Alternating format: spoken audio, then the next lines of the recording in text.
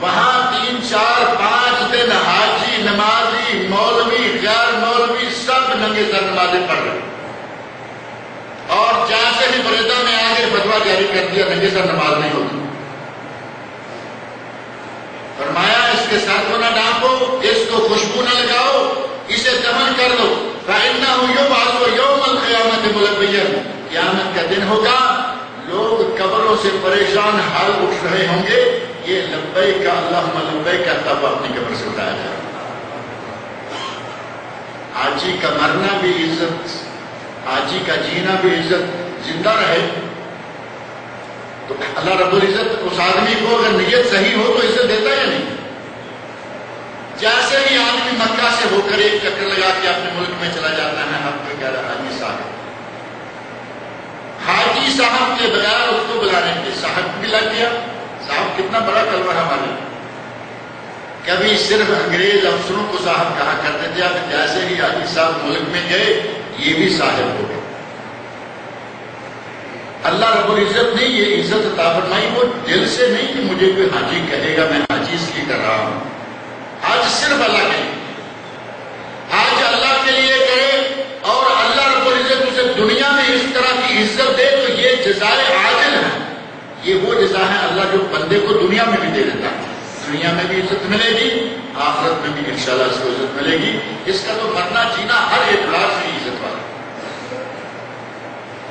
اور یہ اعمال میں سے جو افضل ترین اعمال ہیں ان میں سے یہ عمل شمار ہوتا ہے حج کا۔ نبی اکرم صلی اللہ علیہ وسلم سے پوچھا گیا، صحیح بخاری صحیح مسلم میں حدیث موجود ہے، یا رسول اللہ ای العمل افضل، افضل ترین عمل کون سا ہے؟ تو نبی سے فرمایا الایمان باللہ، سب سے افضل ترین عمل اللہ کی ذات پر ایمان ہے۔ اب ذرا جب تک ایمان نہیں تب تک کچھ بھی نہیں، ایمان نہیں، مسلمان نہیں تو پھر نماز کیا اور روزہ کیا اور کیا، وہ کچھ بھی قبول ہی نہیں ہوگا۔ فرمایا الایمان باللہ، صحابی کہتے ہیں اس کے بعد فرمایا الجہاد فی سبیل اللہ، دوسرا بڑا عمل اسلام میں جہاد فی سبیل اللہ، جس عمل کا نام لینے سے ہمارے پسینے چھوٹ جاتے ہیں۔ فرمایا الجہاد فی سبیل اللہ، اسلام میں جو اعلیٰ ترین اعمال ہیں ان میں سے یہ عمل ہے۔ اور تیسرا سوال کیا کہ اس کے بعد کون سا عمل ہے؟ تو آپ نے فرمایا حج مبرور، حج مبرور اسلام میں انتہائی اہم ترین اعمال میں سے، افضل ترین اعمال میں سے۔ حج مبرور، حج مقبول، جسے آپ حج مقبول کہہ سکتے ہیں۔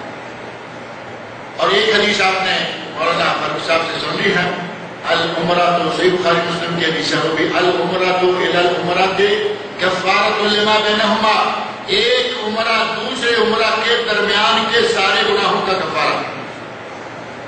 ایک عمرہ آپ نے آج کیا، اللہ نے سال کے بعد، 6 مہینے کے بعد، 1.5 سال کے بعد، 10 سال کے بعد جب اللہ نے دوبارہ عمرے کا موقع دے دیا، اللہ 10 سال کے سارے گناہوں کو معاف کر دے۔ ہماری کتنی بڑی خوش نصیبی ہے سعودی عرب کے اندر رہنے والوں کی۔ شیخ صاحب بھی ذکر کر رہے تھے، یہاں دولت کمانے کے لیے تو آتے ہی ہیں، وہ صرف عمرہ کرنے کے لیے تو ہم آتے نہیں، لیکن خوش نصیب ہیں جن کو سعودیہ کا ویزا مل جائے۔ سعودیہ کا ویزا مل گیا، اتنے لاکھ لگ گئے ہیں، سب سے پہلے آتے ہی عمرہ کرتا ہے، پہلے سال ہی حج کر لیتا ہے، وہ سارے لاکھ جو ہے وہ سمجھے کہ آپ کے پورے ہو گئے، ہو جاتے ہیں یا نہیں؟ اللہ رب العزت توفیق دے، یہاں آ جائے، عمرہ کر لے، حج کر لے، وہ لاکھوں کا خسارہ ختم سمجھے۔ اللہ نے اس کو وہ مقام دے دیا، اللہ نے اسے وہ کام لے لیا کہ دنیا میں بے شمار لوگ ہیں، لاکھوں کروڑوں ملین ٹریلینز میں کھیل رہے ہیں، اللہ ان کو بیت اللہ کب دیکھنے کا موقع نہیں دیتا۔ پیسے کی کوئی کمی نہیں، توفیق نہیں مل رہی۔ یہاں آنے والوں میں سے بہت تھوڑے لوگ ہیں، فاروق صاحب کہہ رہے تھے نا، کہتے ہیں 5 سال ہو گئے ہیں، 10 سال ہو گئے ہیں، ہمیں بعض ایسی مثالیں ملی، ہمارے پاس ساتھیوں نے کہا ہاں کر لیا، حج کر آتے ہی کر لیا، کب کیا؟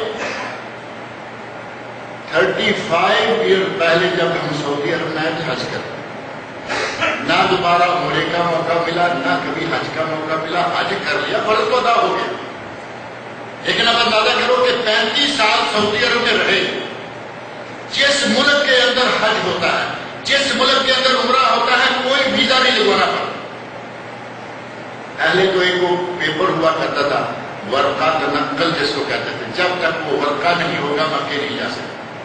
اب تو اس سے بھی جان چھوٹی ہوئی ہے، اب تو گورنمنٹ نے وہ ورقہ بھی معاف کر رکھا ہے، جس شہر میں چاہو جب چاہو سفر کرو، آپ کی اور آپ کے کفیل کی ایک انڈرسٹینڈنگ ہونی چاہیے، کمپنی کے ساتھ انڈرسٹینڈنگ ہونی چاہیے، پوچھو جاؤ۔ 35 سال ہوئے، ہم نے حج کر لیا ہے، آپ کو اتنا تیر مار لیا ہے کہ کیا دوبارہ اللہ توفیق نہیں دیتا ہے ساتھ؟ جبکہ صحیح حدیث میں یہ بات موجود ہے کہ 35 سال کا حج کافی نہیں، اگر اللہ کسی کو دولت دے، اللہ کسی کو صحت دے، تو اسے ہر 5 سال کے بعد ایک مرتبہ حج کر لینا چاہیے۔ صحیح حدیث نبی اکرم صلی اللہ علیہ وسلم کا ارشاد، اور حدیث بھی عام نہیں، حدیث بھی قدسی، اللہ رب العزت اس حدیث میں نبی صلی اللہ علیہ وسلم فرماتے ہیں کہ اللہ رب العزت کا ارشاد ہے، ان عبدا صححت له فی جسمہ ووسعت علیہ فی مالہ، میں نے اپنے بندے کو تندرستی دی، اپنے بندے کے مال میں وسعت دی، اس کو کھلا مال اور دولت دی۔ تمضی علیہ 5 اعوام لا یفد الی لمحروم، اس پر 5 سال گزر جاتے ہیں اور پھر بھی یہ میرے پاس نہیں آتا، یہ کتنا محروم انسان ہے۔ یہ ارشاد الہی حدیث قدسی کے اندر موجود ہے، جس کا مفہوم بڑا واضح ہے کہ اگر اللہ توفیق دے، پیسے کی کمی نہ ہو، صحت اجازت دے، تو ہر 5 سال میں ایک مرتبہ حج جا کے کر لینا چاہیے۔ وہ 35 سال والا پرانا حج جو ہے، ہم اب اسے ہی بھولنے کے لیے تیار نہیں، ہاں آتے ہی کر لیا۔ اور آپ کے یہاں سعودی عرب کے اندر ہے تو یہ تو معلوم ہے نا کہ 5 ایک مہر ہے جو لگائی جا رہی ہے 5 سال۔ یقیناً اس مہر کی بیک گراؤنڈ میں یہ حدیث رسول موجود ہوگی کہ 5 سال کے بعد تو اللہ رب العزت نے حاجی کو حج کرنے کے لیے دوبارہ بلایا، اور عظمت دیکھ کے حج کی اس حدیث میں اللہ رب العزت نے یہ نہیں فرمایا کہ اس کو 5 سال گزر جاتے ہیں، 5 سال گزرنے کے بعد بھی یہ مکہ میں نہیں آتا، 5 سال گزر جائیں یہ بیت اللہ میں نہیں آتا، بلکہ اللہ نے کیا فرمایا ہے، تمضی علیہ 5 اعوام لا یفد الی، اس پر 5 سال گزر جاتے ہیں، یہ میرے پاس نہیں آتا۔ ہمارا حج، یہ سفر الی بیت اللہ نہیں، یہ سفر الی مکہ مکرمہ نہیں، یہ سفر الی اللہ ہے، یہ اللہ کی طرف سے انتہائی مبارک ہے۔ حج اتنا عظیم کام، ام المؤمنین حضرت عائشہ صدیقہ فرماتی ہیں، یا رسول اللہ نرى الجہاد افضل الاعمال، ہمیں لگتا ہے، ہم دیکھ رہی ہیں، سن رہی ہیں کہ جہاد بہت بڑا عمل ہے، افلا نجاہد، تو کیا ہم جہاد میں مردوں کے شانہ بشانہ شرکت نہ کریں؟ نبی اکرم صلی اللہ علیہ وسلم نے ارشاد فرمایا، لکن جہاد، تمہارے لیے جہاد ہے، لا قتال فیہ، اس میں تلوار کے ساتھ کوئی آپ کو لڑائی اور جنگ نہیں کرنی پڑے گی، اور وہ کیا ہے، الحج والعمرہ، تمہارے لیے حج اور عمرہ کرنا ہی جہاد۔ اور صحیح بات یہ ہے کہ آج کل تو خاص طور پر عورت کے لیے، بوڑھے آدمی کے لیے، بچے کے لیے حج کرنا جہاد بن چکا ہے۔ آپ تو آپ کے اندر دیکھتے ہوں گے، اللہ رب العزت کے ماننے والے لبیک کہتے ہوئے دنیا بھر کے کونے کونے سے آنے والے مکہ مکرمہ میں اتنی کثرت کے ساتھ جمع ہو جاتے ہیں کہ وہاں طواف کرنا مشکل ہو جاتا ہے۔ اور ایسے موقع آئے ہیں، بلکہ کئی مرتبہ آئے ہیں کہ طواف کرتے ہوئے اذان ہو گئی، عصر کی اذان ہوئی، طواف رک گیا. جماعت کھڑی, آپ کو معلوم ہے جن دنوں رش ہوتا ہے ان دنوں وہ لمبا وقت نہیں دیتے خطبے پڑھنے کا. ادھر اذان ہوئی, ادھر ساتھ ہی اقامت ہوئی اور جماعت کھڑی ہو گئی. طواف رک چکا ہے. امام نے اللہ اکبر کہا, جماعت کرانا شروع کر دیا. اللہ اکبر کہا, رکوع چلا گیا. کسی کو رکوع کرنے کے لیے جگہ نہیں, سارے کھڑے. کسی کو جھکنے کے لیے ذرہ برابر گردن نیچے کرنے کے لیے جگہ نہیں مل رہی, سارے پھنسے ہوئے ہیں. جس حال میں ہیں چاروں رکھتے اسی حال میں ادا. ایسے میں اگر ان میں کوئی ذرا کمزور خاتون آ جائے, بچہ آ جائے, کوئی بوڑھا آ جائے تو اس کے ساتھ کیا حال ہوگا؟ جہاد ہوا یا نہیں ہوا؟ اور یہی حال آج الحمدللہ آپ دیکھ رہے ہیں. جمرات کا علاقہ بہت کھلا کر دیا گیا. پچھلے 2-1 سالوں کے دوران عورت جائے, مرد جائے, بوڑھا جائے, جوان جائے, بچہ جائے, بڑا جائے, آسانی کے ساتھ کنکریاں مارے آ سکتے ہیں.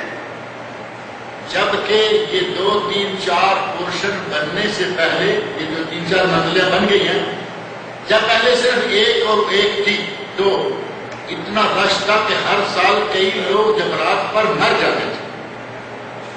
اچھا والا آدمی کسی وجہ سے ذرا گرا, اب وہ اٹھ نہیں سکتا. اس کو لوگ مسلتے ہوئے گزرتے چلے جا رہے ہیں. حاجی صاحب گئے. یہ عورتوں کے لیے,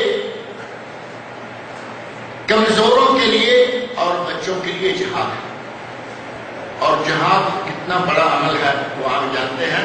اس حج کو اللہ رب العزت نے ہمارے لیے بہت ہی بڑا عمل بنایا ہے. اس کے فوائد, اس کے برکات, اس کے فضائل بے شمار ہیں. لیکن اصل بات یہ ہے کہ ہم حج بھی کریں اور واپس بھی خالی ہاتھ آئیں تو یہ کتنے نقصان کا سودا ہے. حج کریں, سارے گناہ بخشے جائیں, الحمدللہ بڑا کامیاب سودا. حج کریں, پہلے گناہوں کی اللہ تعالیٰ معافی دے دے, واپس آ کے تو پھر اپنے نئے رجسٹر کھول لیتے ہیں نا. حج کر کے واپس آتے ہیں, بعض لوگ یہ سمجھتے ہیں کہ پچھلے تو سارے ختم ہوئے نا, اب نئے سرے سے دیکھا جائے گا. دلیر ہو کے پھر وہ وہی اسی رات پہ چڑھ جاتے ہیں جس راستے میں پہلے تھے. اور پھر وہ مثالیں آپ کے سامنے آتی ہیں جو بڑی مشہور ہیں. حج کر کے آگے واپس آئے, کسی عورت نے کوئی گٹھڑی رکھی تھی اور ایک سائڈ میں جا کے بیچاری قضائے حاجت کے لیے بیٹھ گئی. کوئی حاجی صاحب گزرنے لگے, وہ گٹھڑی اٹھائی اور بغل میں لگا کے چل گئی. خاتون پہنچی, دیکھا کہ کوئی آدمی جا رہا ہے, گٹھڑی میری اس کے پاس ہے, آواز کرے حاجی صاحب. پلٹ کے دیکھا حاجی وہ تھے. پلٹ کے دیکھا یہ میری گٹھڑی لاؤ. گٹھڑی لا کے دیکھ کہتے ہیں کہ گٹھڑی تو میں دے رہا ہوں, مجھے یہ بتاؤ کہ تجھے کس نے بتایا کہ میں حاجی ہوں؟ تو اس نے کہا یہ کام حاجی ہی کر سکتے تھے. ہم واپس آ کے یہ فائل کھول لیتے ہیں کہ پچھلے تو سارے فات ہوئے, اب نئے سرے سے دیکھا جائے. یہ نہ ہو. حج مبرور کون سا ہے؟ پہلی بات یہ کہ جو مقبول ہو جائے, یہ تو ترجمہ ہی سمجھ حج کا. حج مبرور, حج مقبول. اور حج مبرور کب ہوگا؟ علامہ عبید اللہ رحمانی رحمۃ اللہ علیہ برصغیر پاک و ہند کے نہیں بلکہ عرب و عجم کے مشہور عالم گزرے ہیں, اور ابھی قریب کی بات ہے, بہت پرانے نہیں. ان کے ساتھی ابھی کئی زندہ ہیں. ایک ساتھی ان کے آج الخبر میں موجود ہیں, آج رات ان کی روانگی ہے, 15 دن سے وہ یہاں موجود تھے. انہوں نے مشکات شریف کی شرح لکھی ہے, المرآت, مرآت المفاتیح شرح مشکات المصابیح. اس کی 6ویں جلد میں حج کے ضمن میں جا کر اس حدیث کی شرح الحج المبرور العمرہ الی العمرہ کفارۃ لما بینہما, ایک عمرہ دوسرے عمرہ کے درمیان کے سارے گناہوں کو ختم کر دیتا ہے. والحج المبرور لیس لہ جزاء الا الجنہ, اور حج مبرور کی جزا تو جنت ہی ہے. یہ نبی پاک صلی اللہ علیہ وسلم کا ارشاد.